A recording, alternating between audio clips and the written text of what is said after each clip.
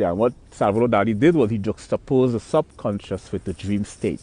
This is what you call surrealism or surrealistic. Surrealistic when there is a disparity between two objects. There's no commonality. It's like a bicycle and a milkshake. Just two contrasting images that somehow this artist's creativity allowed him to juxtapose these two disparate objects in a cohesive kind of way.